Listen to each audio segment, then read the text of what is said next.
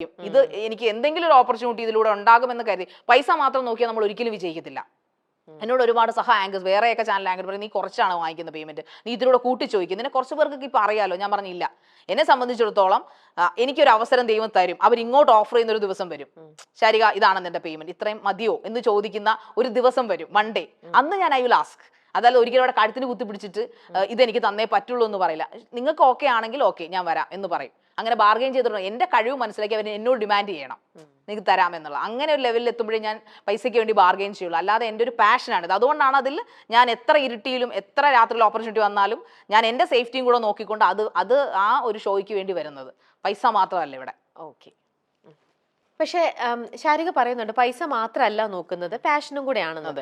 പക്ഷേ ഇത്തരത്തിലുള്ള സ്വപ്നങ്ങൾ ഒരുപാടുള്ള ശാരികയ്ക്ക് ഇൻഡിപെൻഡന്റ് ആയിട്ട് നിൽക്കണം, മറ്റൊരാളുടെ മുമ്പിൽ പൈസയ്ക്ക് വേണ്ടി കൈ നീട്ടാൻ ബുദ്ധിമുട്ടുള്ള ശാരികയ്ക്ക് ഈ സ്വപ്നങ്ങളെല്ലാം നേടാനായിട്ടും നമുക്ക് മുന്നോട്ട് നീങ്ങാനായിട്ടും പൈസയ്ക്ക് പൈസ തന്നെ വേണ്ട ശാരിക? തീർച്ചയായിട്ടും വേണം. അതിൻ്റെ പേരിലാണ് ഞാൻ ഏറ്റവും കൂടുതൽ സ്ട്രഗിളിങ്ങും എവിടെയെങ്കിലും നമ്മൾ ഒരു പോയിന്റ് തലകുനിഞ്ഞു പോകുന്നുണ്ടെങ്കിൽ, എന്നെ ഇപ്പോൾ ഷൂട്ടിന് വിളിക്കുന്ന സമയത്താണെങ്കിലും പറയുന്നതുകൊണ്ട് എനിക്ക് മടിയില്ല. ചിലപ്പോഴൊക്കെ അപ്പൂസനെ ഷൂട്ടിന് വിളിക്കുമ്പോൾ പെട്രോൾ അടിക്കാനുള്ള പൈസ എൻ്റെ ഉണ്ടാവില്ല. അപ്പോൾ ഞാൻ ടെൻഷൻ അടിക്കും, എന്ത് പറയാം അപ്പൂസിനോട് എനിക്ക് പറയാൻ പറ്റുമോ, അപ്പൂസ് എനിക്ക് മുൻകൂർ പൈസ തരണമെന്ന്. പക്ഷേ ഞാനൊരു ബഡ്ഡിങ് സ്റ്റാറാണ്, എനിക്ക് അതിനുള്ള ഒരു ഓപ്പർച്യൂണിറ്റി ആയിട്ടില്ല. അപ്പോൾ ഷോ കഴിഞ്ഞല്ലേ നമുക്ക് പൈസ കിട്ടുള്ളൂ. അപ്പോൾ ഞാൻ അതോർത്ത് ഞാൻ ഒരുപാട് ഇച്ചിരി അഭിമാനം കൂടുതലായതുകൊണ്ട് തന്നെ ചിലപ്പോൾ ഞാൻ സങ്കടപ്പെട്ടിട്ടുണ്ട്. അതോർത്ത് ആരോട് ചോദിക്കാനാണ്, ഇപ്പം അമ്മയോട് ചോദിക്കാൻ പറ്റില്ല, പിന്നെ ബ്രദറിനോട് ചോദിക്കാൻ എനിക്ക് മടിയാണ്. കാരണം വെച്ചാൽ ഞാൻ കല്യാണം കഴിഞ്ഞു, ഇപ്പം ഇങ്ങനെ സെപ്പറേറ്റഡ് ഒക്കെ ആയി വീട്ടിൽ വന്ന് നിൽക്കുന്നു. അപ്പോൾ ഞാൻ എപ്പോഴും അഭിമാനം പറയും, ഞാൻ ആരെയും ബുദ്ധിമുട്ടിക്കാതെ ജീവിക്കാൻ ആഗ്രഹിക്കുന്നു. അപ്പോൾ എൻ്റെ മോള് അപ്പം എനിക്ക് കാറിന് പെട്രോൾ അടിക്കാൻ പൈസ ഇല്ലാന്ന് ഞാൻ എങ്ങനെ ഒരു ഷോ ഡയറക്ടറോട് പറയുന്നത്? അപ്പോൾ അതെനിക്ക് വലിയ അഭിമാനക്കുറവായിരുന്നു. അപ്പോൾ അതുകൊണ്ട് തന്നെ ഞാൻ എൻ്റെ കുഞ്ഞമ്മയോട് കാര്യങ്ങൾ പറയുമ്പോൾ നീ വിഷമിക്കാൻ, നമുക്ക് എവിടുന്നെങ്കിലും പൈസ കിട്ടും എന്ന രീതിയിൽ പറയാം. അപ്പോൾ എവിടുന്നെങ്കിലും ഒക്കെ ആയിട്ട് അതെങ്ങനെയാണെന്നൊന്നും എനിക്ക് അറിഞ്ഞുകൂടെ. ഇപ്പോഴും എവിടുന്നെങ്കിലും ദൈവമായിട്ട് എനിക്ക് ഒരു ഷോയും മുടങ്ങിയിട്ടില്ല. പക്ഷേ ഓരോ പ്രാവശ്യം അപ്പൂസ് വിളിക്കുമ്പോൾ എൻ്റെ പൈസ ഉണ്ടാവില്ല വരാനായിട്ട്. അപ്പോൾ ഞാൻ ഇങ്ങനെ അപ്പൂസിന് ഒരിക്കലും ഞാൻ അത് കാണിച്ചിട്ടില്ല, ഒരു ഷോയോട് ഞാൻ അത് കാണിക്കാറില്ല. എങ്കിലും ഇത്രയും ദൂരം വൈകിട്ടായിരിക്കും, ഈവനിങ് ആയിരിക്കും കൂടുതലും പ്രോഗ്രാംസ്. അപ്പോൾ എനിക്കത് എങ്ങനെ ഞാൻ വരും, എൻ്റെ സേഫ്റ്റി നോക്കണം. വീട്ടുകാർ പറയാൻ പാടില്ല ഇവിടെ പിന്നെ ലേറ്റായിട്ട് വരുമ്പോൾ അവർ ടെൻഷൻ അടിക്കാൻ പാടില്ല. അതൊന്നും ആ ഒരു ഉത്തരവാദിത്തം അവിടെ കിടക്കുന്നു. എൻ്റെ മോൾ ടെൻഷൻ അടിക്കാൻ പാടില്ല, ഞാൻ ജീവനോടെ തിരിച്ച് വരണം. അപ്പോൾ രാത്രിയിലാണ് ഷോ കൂടുതൽ, ഗസ്റ്റ് രാത്രിയിലായിരിക്കും വരിക, ഈവനിങ് 7 മണി 6 മണി. അപ്പോൾ ഞാനിവിടെ എറണാകുളത്ത് നിന്ന് മടങ്ങുമ്പോൾ 10-11 മണിയാവും. അപ്പോൾ എനിക്കൊരിക്കലും കാറിലല്ലാതെ വരാൻ പറ്റില്ല, ബസ്സിൽ വരാൻ പറ്റില്ല. അത് എൻ്റെ പൊങ്ങച്ചം കൊണ്ടല്ല, എൻ്റെ നിവൃത്തിയോട് കൊണ്ട് ഞാൻ കാറിൽ വരുന്നതാണ്. അപ്പോൾ ഞാൻ ചിലപ്പോൾ കിട്ടുന്ന പൈസയുടെ 3/4 പങ്ക് പെട്രോൾ ഒഴിച്ച് തന്നെ കളയും. അപ്പോൾ അതൊക്കെ എന്നെ വല്ലാതെ ടൈറ്റ് ചെയ്തിട്ടുണ്ട്. പലപ്പോഴും എൻ്റെ കാര്യങ്ങൾ മാറ്റി വെച്ചിട്ടുണ്ട്. ചിലപ്പോൾ ഇവിടെ പറയുമ്പോൾ അത് ഓക്വേർഡായിട്ട് തോന്നും. ഭക്ഷണം പോലും ഞാൻ മാറ്റി വെച്ചിട്ടുണ്ട് പെട്രോൾ അടിച്ച് വന്നിട്ടുണ്ട് ഇവിടെ ഷോയ്ക്ക് ഞാൻ.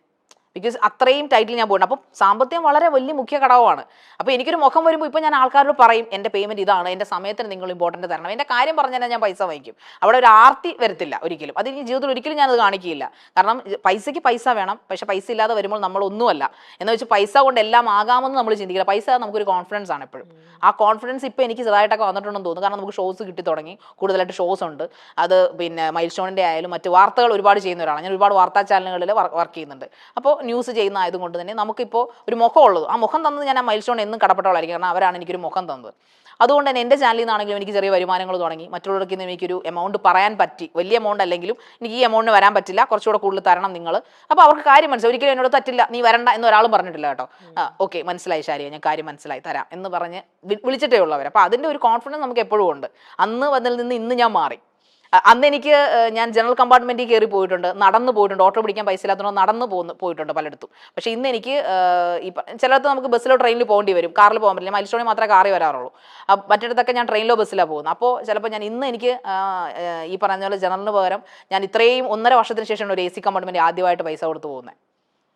ഈ 1.5 വർഷത്തിന് ശേഷം. ദെൻ കഴിഞ്ഞ ദിവസം ഞാൻ വന്ദേ ഭാരതിൽ ആദ്യമായിട്ട് ഇത്രയും നാൾക്ക് ശേഷം ആദ്യമായിട്ട് വന്ദേ ഭാരതിൽ ട്രിവാൻഡ്രം ഒരു പ്രോഗ്രാം കഴിഞ്ഞിട്ട് ആലപ്പുഴയ്ക്ക് കയറുന്നത്. അപ്പോൾ അങ്ങനൊരു മാറ്റം ഇപ്പോൾ ഉണ്ടാകുന്നുണ്ട്. അത് സാമ്പത്തികം കൂടുന്നതുകൊണ്ടാണ് ചെറുതായിട്ട്. ഓരോ ഷോ കഴിഞ്ഞിട്ട് ആ ഷോയിൽ നിന്ന് കിട്ടുന്ന പേയ്മെന്റ് കിട്ടിയിട്ട് വേണം എനിക്ക് മുന്നോട്ട് കാര്യങ്ങൾ ചെയ്യാനായിട്ട്. തീർച്ചയായിട്ടും അങ്ങനെ അത്രയും സ്ട്രൈവ് ചെയ്തിട്ടാണ് ഞാൻ ഓരോ ഷോയ്ക്കും വന്നുകൊണ്ടിരുന്നത്. പക്ഷെ ആൾക്കാർക്ക് അറിയില്ല. കാണുമ്പോൾ ഇപ്പോൾ ഡ്രസ്സിൻ്റെ കാര്യം ഞാനിവിടെ ടെൻഷൻ അടിച്ചിട്ടുണ്ട്. കാരണം എൻ്റെ ഷോസൊക്കെ മില്ലിനടിച്ച് പോകുന്നത് എനിക്ക് വേറെ ഡ്രസ്സ് എടുക്കാതിരിക്കാൻ പറ്റത്തില്ല. അപ്പോൾ ഇവർ എന്നെ നിർബന്ധിച്ചിട്ടില്ല. പക്ഷേ അവർ റിപ്പീറ്റഡ് ഡ്രസ്സ് ഇടുന്ന പറയുമ്പോൾ ഞാൻ ചിന്തിക്കുകയാണ് എങ്ങനെ എടുക്കണം ഡ്രസ്സ് എടുക്കാൻ പൈസ വേണ്ടേ. അപ്പോൾ ഇതിൽ നിന്ന് ഇടുന്ന പൈസ കൊണ്ട് അല്ലെങ്കിൽ മറ്റ് ഇടയ്ക്കിടയ്ക്ക് എൻ്റെ വീട്ടിൽ നിന്ന് ഞാൻ വാർത്തയൊക്കെ ചെയ്യുന്നുണ്ട്. ആ സമയത്ത് അതിൽ നിന്നും വരുമാനം കിട്ടുന്നുണ്ട്. എന്നാലും അതൊക്കെ ഒരു ഇത്ര എമൗണ്ടിലേ കിട്ടുള്ളൂ. അപ്പോൾ ഏറ്റവും കൂടുതൽ ഞാൻ പൈസ ചിലവാക്കിയിരിക്കുന്നത് ഈ പറയുന്ന പോലെ മൈൽ സ്റ്റോണിൽ വരാൻ വേണ്ടിയിട്ടുണ്ട്. കാരണം വെച്ചാൽ കാറിലേ വരാൻ പറ്റുള്ളൂ. ഈ പറയുന്ന പോലെ ഷോസിന് ഡ്രസ്സ് വേണം, മറ്റിടത്തേക്ക് പിന്നെ എനിക്ക് അഡ്ജസ്റ്റ്. അപ്പോൾ ഇതെല്ലാം പാച്ചപ്പ് ചെയ്ത് ഇങ്ങനെ ഒരുതരം റോളർ കോസ്റ്ററിലൂടെയാണ് കുറേ നാൾ ഞാൻ പോയിക്കൊണ്ടിരുന്നത്. ആരോടും എനിക്ക് ഷെയർ ചെയ്യാൻ പറ്റില്ല. ബിക്കോസ് ഞാനൊരു ആങ്കറാണ്. ഷോ ഡേറ്ററോടെ നമുക്ക് മറ്റേ നമ്മുടെ ദാരിദ്ര്യ കഥയൊക്കെ പറഞ്ഞിട്ട് സാറേ പൈസ തരണേ കാശ് തരണേ എന്നൊക്കെ കരയാൻ പറ്റില്ല. അപ്പോൾ ഞാനൊരു അഭിമാന ബോധം ഇച്ചിരി കൂടിയ ആളായതുകൊണ്ട് തന്നെ തല കുനിഞ്ഞൊരു പരിപാടി നമ്മളെ പൈസ ചോദിച്ചതിൻ്റെ പേരിൽ മുതലാക്കരുതെന്ന് എനിക്ക് നിർബന്ധം ഉണ്ടായിരുന്നു.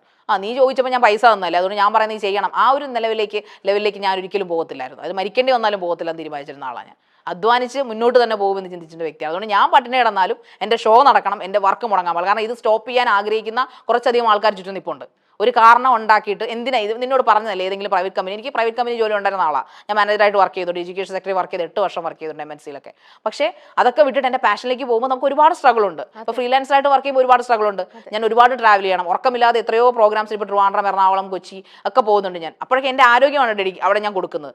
എങ്കിലും ഞാൻ നോക്കും, മാക്സിമം ഉറക്കമൊക്കെ ഞാൻ നോക്കാറുണ്ടെങ്കിലും ഞാൻ വിശ്രമമില്ലാതെ ഓടുകയാണ്. കാരണം ഈ പൈസ ഉണ്ടാക്കാനാണ് ഓടുന്നത്. അതോടൊപ്പം എൻ്റെ പാഷനാണ് എന്നെ അവിടെ തളർത്താത്തത്. പൈസയ്ക്ക് വേണ്ടി മാത്രം ഞാൻ ഓടുമ്പോൾ ഞാൻ മടുപ്പടിക്കും. മറിച്ച് അതെൻ്റെ ഇഷ്ടം കൂടെ ആകുമ്പോൾ അത് ഫ്യൂവലാണ് അതിൻ്റെ. അതൊക്കെ ശരിയാണ്. നമ്മൾ പാഷൻ അവിടെ ചെയ്തു. ഇപ്പം നമ്മൾക്ക് മൈൽ സ്റ്റോണിൽ തന്നെ ആണെങ്കിലും ഇഷ്ടം കൊണ്ട് വന്ന് ഷോ ചെയ്തു. ഷോ ചെയ്ത് കഴിഞ്ഞ് ഇപ്പം എന്നോട് ഇതുവരെ അപ്പൂസ് അത് പറഞ്ഞിട്ടില്ല. പക്ഷെ ഇന്നിപ്പോഴത്തെ നമ്മുടെ ഒരു ഷൂട്ട് നടക്കുന്നുണ്ട്, ഇന്ന് നമ്മളിങ്ങനെ ശാരികയിലൂടെ ഡീറ്റെയിലിംഗ് ആയിട്ട് പോണു എന്ന് നമ്മൾ ഷോ ചെയ്യുന്നു എന്നറിഞ്ഞപ്പോൾ മാത്രമാണ് അപ്പൂസ് എന്നോട് ഒരു കാര്യം പറഞ്ഞത്. ഷോ കഴിഞ്ഞ് കഴിഞ്ഞപ്പോൾ ഒരു ദിവസം ശാരിക പൈസ ചോദിച്ചു എനിക്ക് ചെലവിന് വേണ്ടിയിട്ട്. അപ്പൂസെ ഇന്നത്തെ ഷോ കഴിഞ്ഞല്ലോ, ഞാൻ എൻ്റെ ഡ്യൂട്ടി ചെയ്ത് കഴിഞ്ഞു, ഇനി എനിക്ക് എൻ്റെ ഷോയുടെ പൈസ തരാമോ എന്ന് പോകുന്നതിന് മുമ്പേ ഒരിക്കൽ ചോദിച്ചു എന്ന് പറഞ്ഞു. അത് കേട്ടപ്പോൾ തന്നെ എനിക്ക് ശരിക്കും ഭയങ്കര വിഷമം തോന്നി. അതെന്ന് വെച്ച് കഴിഞ്ഞാൽ എൻ്റെ മോളുടെ സ്കൂൾ സ്റ്റാർട്ട് ചെയ്യുമായിരുന്നു. അപ്പോൾ അവൾക്ക് കുറച്ച് സാധനങ്ങൾ വാങ്ങിക്കണം. അപ്പോൾ എനിക്ക് വേറെ പൈസ ഇല്ല. അപ്പോൾ അവൾക്ക് 2 ദിവസം കഴിഞ്ഞേ ഉള്ളൂ. അപ്പോൾ എനിക്ക് കുറച്ച് സാധനങ്ങൾ ഓൾറെഡി യൂണിഫോമിനൊക്കെ പൈസ കൊടുത്തു, പക്ഷേ ഇതിനുള്ള പൈസ തികയിച്ചില്ല. അപ്പോൾ എനിക്ക് ഈ ഷോ അപ്പോൾ അപ്പൂസം നേരത്തെ ഒന്നും പ്ലാൻ ചെയ്ത് പറഞ്ഞ ഷോ അല്ല. അപ്പോൾ പെട്ടെന്ന് കിട്ടുമ്പോൾ ദൈവാനുഗ്രഹം ഷോ കിട്ടിയല്ലോ. അപ്പോൾ എനിക്ക് മടിയുണ്ട്. 100 വട്ടം അപ്പൂസ് അത് അറിയുന്നില്ല. എൻ്റെ പുറത്തുനിന്നുള്ള ചോദ്യം മാത്രമേ അപ്പൂസ് കേൾക്കുന്നുള്ളൂ, ഷോ ഡയറക്ടർ. പക്ഷെ ഞാൻ 100 വട്ടം ആലോചിച്ചിട്ട് 1000 വട്ടം സ്വയം ചോദിച്ചിട്ടാണ് അത്രയും എന്തൊരു നാണക്കേട് പോലും. ഞാൻ ചെയ്ത ഷോയുടെ പൈസയാണ് ഞാൻ ചോദിക്കുന്നത്. അതിൽ അപ്പൂസിന് ഒരു വിഷയമില്ല. അപ്പൂസ് കൃത്യ പേയ്മെൻ്റ് ആണ്, ഒരു മാറ്റവും മൈൽ സ്റ്റോൺ ഇതുവരെ ഉണ്ടായിട്ടില്ല. അങ്ങനെ അപ്പോൾ അപ്പൂസ് അത് ഞാനത് ചോദിക്കാൻ കുറേ സമയം ആലോചിച്ചു അപ്പൂസിന്. കാരണം നാളെ കഴിഞ്ഞിട്ട് പെട്രോൾ അടിക്കണം, മോളുടെ പോകുന്ന വഴിക്ക് മോൾക്ക് ഫോറം മാളിൽ കയറി കുറച്ച് സാധനം, അവിടെ ആകുമ്പോൾ കുറേ ഡിസ്കൗണ്ടും കാര്യങ്ങളൊക്കെ ഉണ്ട്, അപ്പോൾ സാധനം മേടിക്കണം എന്ന് പറഞ്ഞു. അപ്പോൾ അന്ന് ആദ്യമായിട്ടാണ് എനിക്ക് തോന്നുന്നു ഞാൻ അപ്പൂസിനോട് അപ്പൂസെ ഒന്ന് പൈസ ഇടും, അല്ലെങ്കിൽ അപ്പൂസ് ഇടുമ്പോഴേ എനിക്ക് ആഗ്രഹമില്ലായിട്ട് പേയ്മെന്റ് ഒക്കെ മൈൽ സ്റ്റോണിൽ നിന്ന് നമുക്ക് വരാറുണ്ട്. കറക്റ്റ് പേയ്മെന്റ് ഒക്കെ വരും. പക്ഷെ അത് ഈ ഷോ കഴിഞ്ഞ അപ്പൊ തന്നെ അല്ലല്ലോ പേയ്മെന്റ്. ഇവരുടെ ഒരു പേയ്മെന്റ് ഡേറ്റിൽ നമുക്ക് എല്ലാവർക്കും കറക്റ്റ് പേയ്മെന്റ് വരും. പക്ഷെ ഇത് ഇമ്മീഡിയറ്റ് ആയിട്ട് തന്നെ ഈ പറയുന്ന പോലെ സാധനങ്ങളെല്ലാം വാങ്ങാൻ വേണ്ടിയിട്ട് എനിക്ക് ചോദിക്കേണ്ടി വന്നു.